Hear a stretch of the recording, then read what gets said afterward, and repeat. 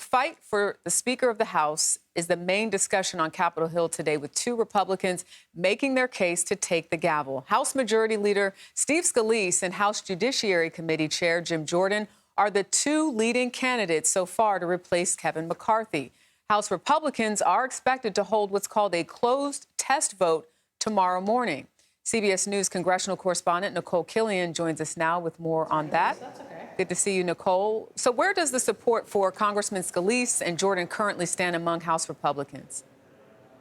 Well, both of these candidates are trying to build support among rank-and-file members. Both Congressman Jordan and Majority Leader Steve Scalise are expected to meet with two factions of the Republican conference, including a group of lawmakers representing swing districts and members of what's called the Republican Governance Group, as well as members of the Florida congressional delegation. Those are two separate meetings, and then there will be a candidate forum held later today where both of them will address the members at large. I actually had a chance to speak with one member who at one point in time was considering running for Speaker, Congressman Kevin Hern of Oklahoma, about how he thinks this will all play out.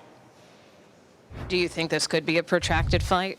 I hope not. I mean, I'm working, behind the scenes, been on the phone all day yesterday, Sunday, and today, talking to members, actually talking to the candidates and listening to their plans to go forward. Now, he says that he has made a decision about who he will support, but he has not made that public as to whether or not it will be Majority Leader Scalise or Jim Jordan. Also, members are really trying to work through this process of how their next speaker should be elected. There are some members circulating a letter where they want to raise the threshold in order to elect a speaker, where they want to be able to unite behind a speaker, get 217 votes behind closed doors before they have a full vote on the House floor. But there are some differences of opinion there, so that is yet another issue that has to be worked out, in addition to which candidate Republicans will ultimately support. I want to talk about the war in Israel. It's top of mind. You turn on any news organization, and that's sort of leading the broadcast. To what extent, if any, does this newly declared war in the Middle East factor into tomorrow's potential speakership vote?